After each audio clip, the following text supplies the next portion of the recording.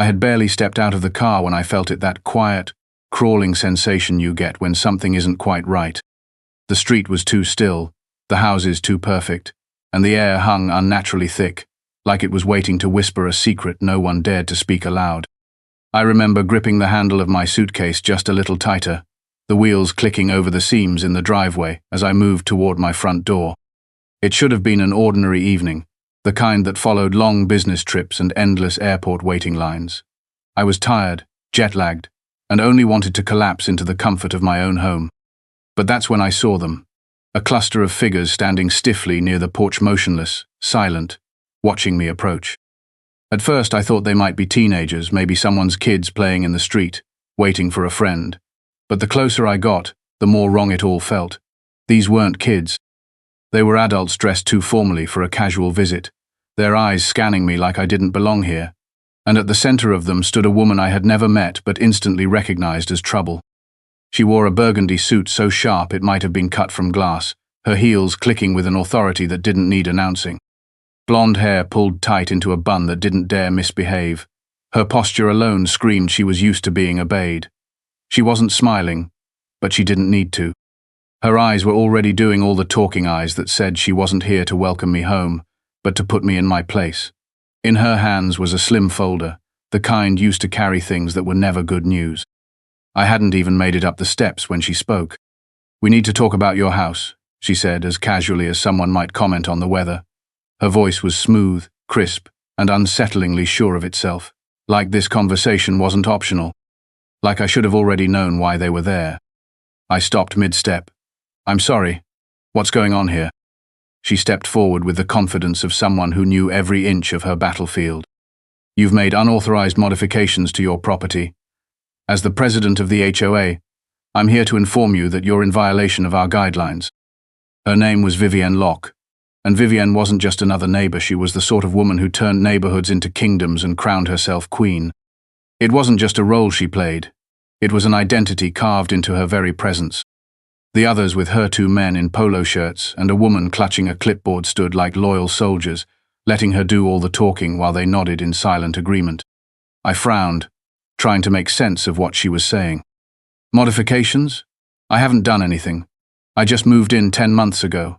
If you're talking about the porch light, that was broken when I bought the place. I fixed it."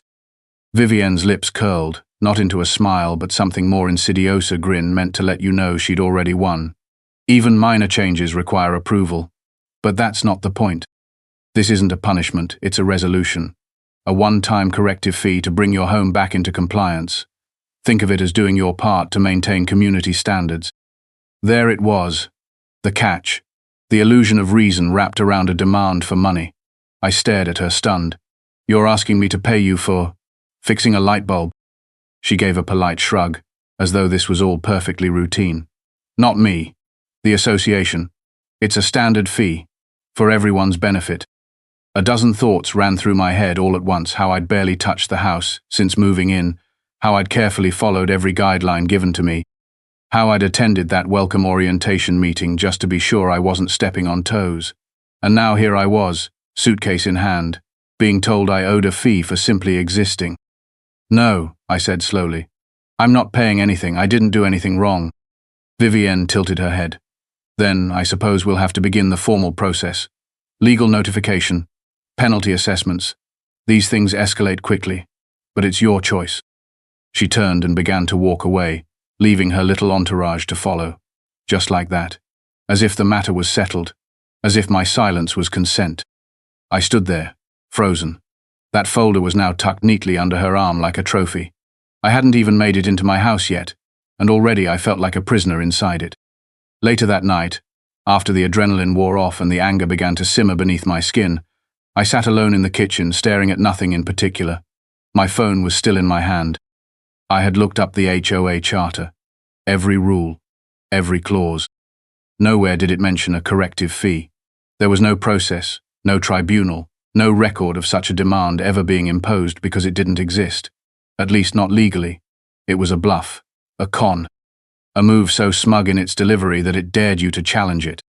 Vivienne Locke hadn't come to enforce the rules. She came to test me, to see whether I'd bend or stand. And now she had my answer. But something about the way she walked away that day stuck with Mitha, way her heels clicked like a countdown.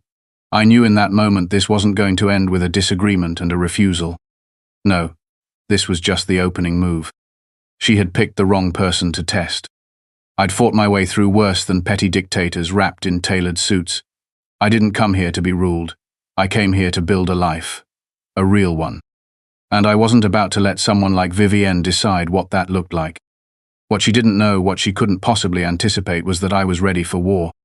By morning, the quiet fury from the night before had matured into something sharper purpose. I hadn't slept much. My thoughts had run in relentless loops, picking apart every word Vivienne had said, every implication tucked between her smug remarks. The gall it took to stand on someone's doorstep and demand money for imagined violations. It wasn't just arrogance, it was a tactic, a well-practiced performance. I realized then that this wasn't about me, not really. It was a pattern, a routine hustle. But unlike the others who had probably paid just to make her go away, I wasn't wired that way. If Vivienne Locke wanted a fight, I was ready to give her one. I started by calling my friend Alex Nunez, a real estate attorney I'd consulted when I bought the house. He had a practical, no-nonsense manner and a razor-sharp instinct for spotting legal overreach. I laid it all out. Vivienne's unannounced visit, the absurd corrective fee, her threat of legal action.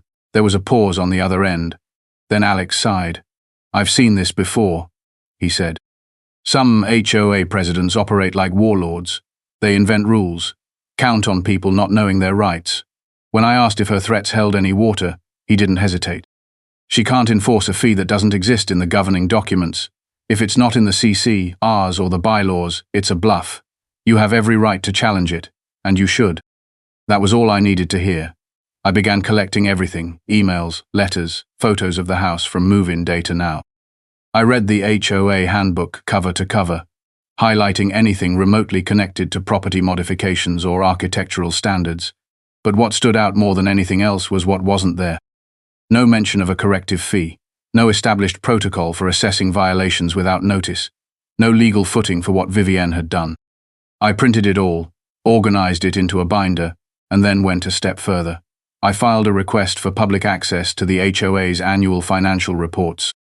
I figured if Vivienne was making demands like this, it wasn't the first time she'd done it. And if she'd done it before, there would be a paper trail. I was going to follow it, even if it led straight into the hornet's nest. A few days later, I found myself back at the city clerk's office. The fluorescent lighting buzzed overhead as I sifted through HOA documents filed over the past 5 years. It didn't take long before I stumbled across something that made my blood run cold.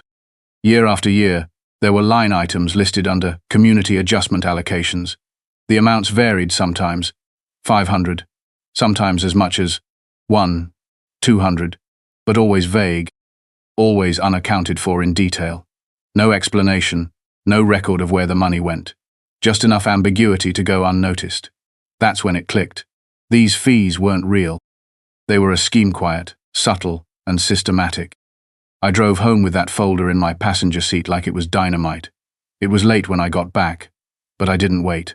I walked straight across the street to Vivienne's house, heart pounding, hands steady. Her lawn looked like it had been trimmed with a ruler. Lights glowed softly from the porch sconces. She sat there, as if expecting me, a glass of white wine in hand, flipping through a magazine with manufactured indifference. I didn't wait for an invitation. "We need to talk." Her eyes flicked up, unimpressed. "What now?" I held out the folder. This is what now.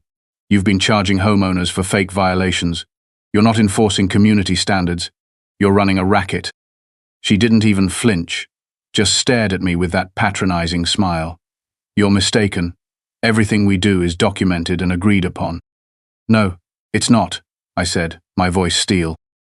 "I've read the documents. I've talked to a lawyer. I've checked the city records. There is no such thing as a corrective fee in the HOA bylaws. You invented it." She stood slowly, placing her wineglass on the table with practiced grace. "You really want to go down this path?" she asked, voice low. "You think anyone's going to believe you over me?" "I don't need them to believe me. I have proof, and I'm taking it to the press."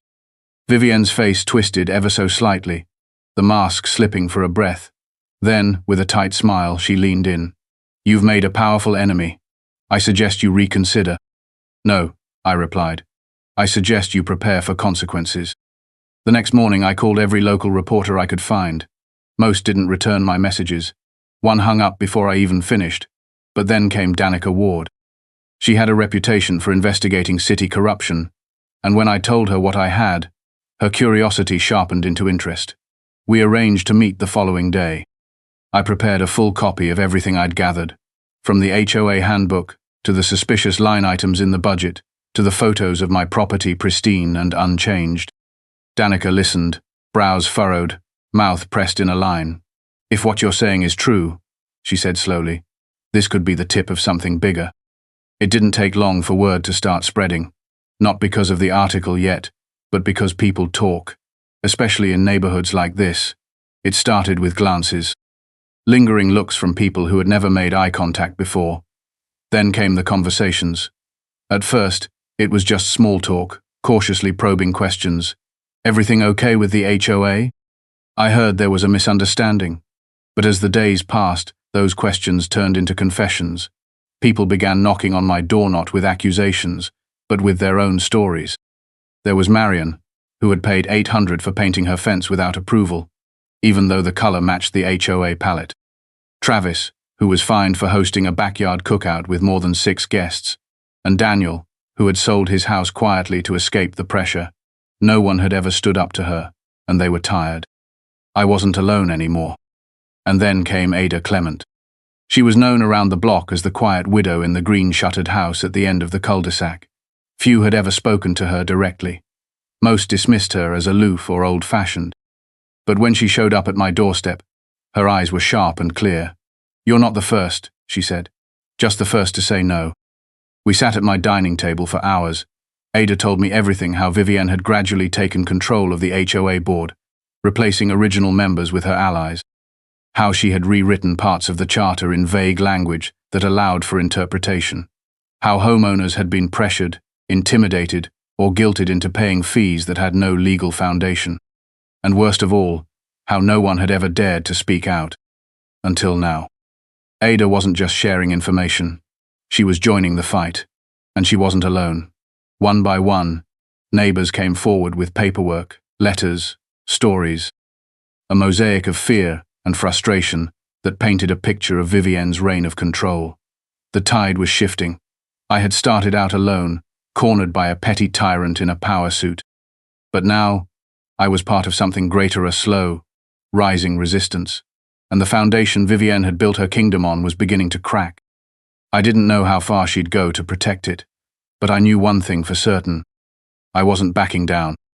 It wasn't long before the quiet murmur of resistance turned into something louder, something harder to ignore. By the end of the week, word had spread beyond our little neighborhood and into the surrounding areas. People from nearby communities were reaching out, curious, concerned, sometimes frightened, wanting to know what exactly was happening on Sycamore Lane. My house had become an unofficial headquarters, a place where once nervous homeowners now gathered in whispers, trading stories like war veterans comparing scars. They brought documents, phone screenshots, emails stamped with Vivienne Locke's cold signature. What began as a personal standoff had transformed into a community-wide reckoning, and whether she knew it or not, Vivienne's empire was already beginning to shake. Elliot Crane showed up one afternoon just as I was sorting through the latest stack of neighbor-provided files.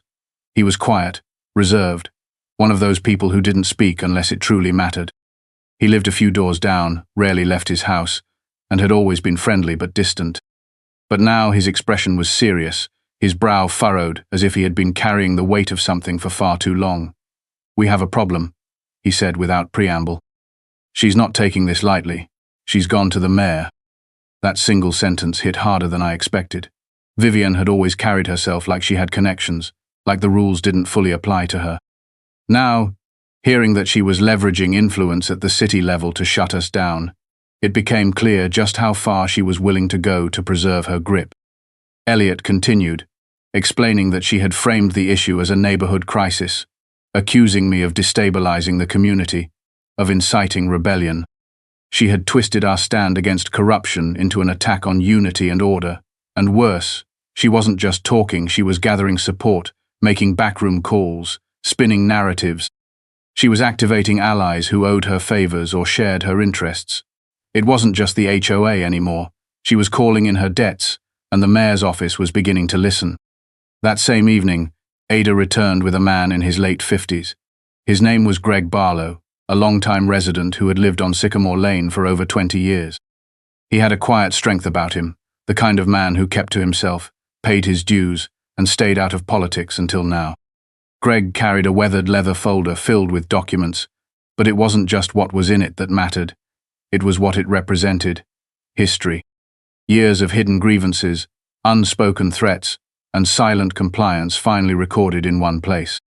Inside were maintenance charges, billed twice, fines issued without cause, and letters that teetered on the edge of intimidation.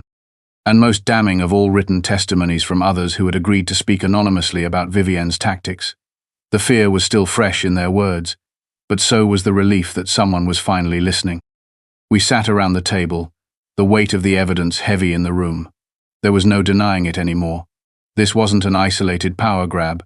This was institutionalized bullying. And now that we had the documents, the testimonies, and the growing support of the neighborhood, we needed a new strategy. Going back to the press was one option, but we knew Vivienne would spin it, call us hysterical, or claim the evidence was fabricated. We needed to get ahead of her, to frame the truth before she could distort it. Greg made the suggestion. He had a friend at the local paper, not a reporter, but an editor, someone with enough pull to run a full feature, someone who owed him a favor. "We do this right," Greg said. "We control the story. We don't just accuse, we prove." That night, while the rest of the neighborhood settled into uneasy sleep, the four of us sat in my living room, crafting the timeline, laying out the facts, preparing the story not as a hit piece, but as a revelation. We weren't attacking Vivienne. We were protecting our homes. We were demanding integrity. We were drawing a line. 3 days later, the article hit the presses. The fallout was immediate. It started locally. Neighbors who had been neutral or uninvolved started showing up at meetings. Some apologized for not speaking out sooner. Some admitted they'd been skeptical, afraid of rocking the boat. But the more they read, the more undeniable it became. Vivienne's empire wasn't built on order, it was built on silence. And that silence had just been broken. Then came the interviews. Regional news picked it up. Residents from other towns started calling, sharing eerily similar stories from their own HOA experiences. Suddenly, it wasn't just about Vivienne, it was about a larger problem, a system that gave too much unchecked power to a handful of individuals. And then she showed up at my door. It was dusk, the last streaks of sunlight casting long shadows across my porch. I opened the door expecting a neighbor, maybe another journalist, but there she stood, Vivienne Locke. Her perfectly composed appearance cracked by something neurage. Her lips were pressed into a thin line, her cheeks flushed with fury. "You've made a serious mistake," she said, her voice shaking, not with fear but with barely contained contempt. "You think this is over? You think you've won?" I didn't blink. "You brought this on yourself, Vivienne." She leaned forward, lowering her voice to a hiss. "You don't understand the people I know, the connections I have. You've exposed something much bigger than you realize. You haven't just embarrassed me. You've crossed a line." I didn't say anything. I didn't have to. The story was out, the proof laid bare, and the neighborhood had seen behind her mask. She stood there for a long moment, as if hoping I'd flinch, that I'd show even the slightest tremor of fear.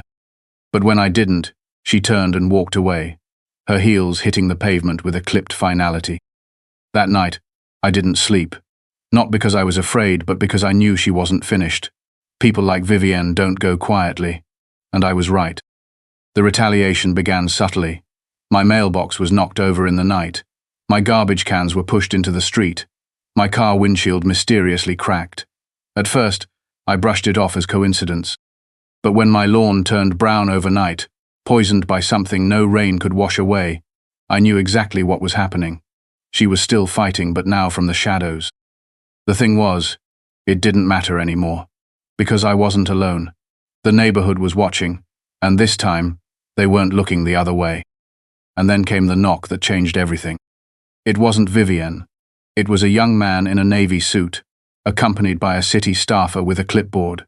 "We're with the mayor's office," he said. "We need to talk." They stepped inside, and what they told me made my blood run cold. The story had gotten too big, too fast. People with political ambitions had taken notice. What had started as a neighborhood HOA scandal had grown into a citywide controversy. The mayor was under pressure, some demanding action, others calling for silence.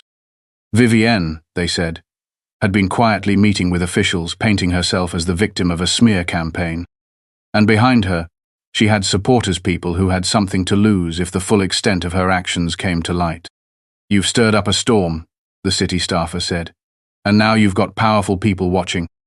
I stared at them, absorbing the gravity of it all. This wasn't just about property lines or made-up fees anymore. It was about power, influence, control, and the systems that protected people like Vivienne. But despite the warning, I felt something else to resolve. If they thought fear would silence me, they were wrong, because we had already passed the point of no return. That evening, Ada and Greg returned, this time with more documents, more names, more people willing to speak up. Some chose to go public, others stayed anonymous. But the message was clear: we were no longer just reacting. We were organizing. I spent hours on the phone with Danica, updating her, connecting her to witnesses. We began building the second story, the deeper one, the one that tied HOA abuse to political cover-ups and backroom deals. By the time the second article hit, the impact was undeniable. The mayor's office launched an internal review. The HOA board collapsed as members resigned under scrutiny. Vivienne? She vanished from public view. No more porch drinks, no more declarations of control. She was done, at least in the open. The weeks that followed were a whirlwind. News vans rolled down Sycamore Lane. Lawyers began investigating past financials. Residents stepped forward not just to condemn Vivienne, but to propose new leadership, new rules. The HOA was dissolved, restructured, and built again from the ground up, this time by the people, for the people. The fear that once hung over the street like a low fog was gone. One morning, I stood on my porch, coffee in hand, as kids rode bikes down the street again. Neighbors waved. People talked, laughed, lived without looking over their shoulders. We had taken something broken and made it whole again. And as I looked out at that once perfect street, now finally honest and free, I knew this fight had never just been about me. It had been about all of us, about reclaiming what was ours and never letting it be taken again.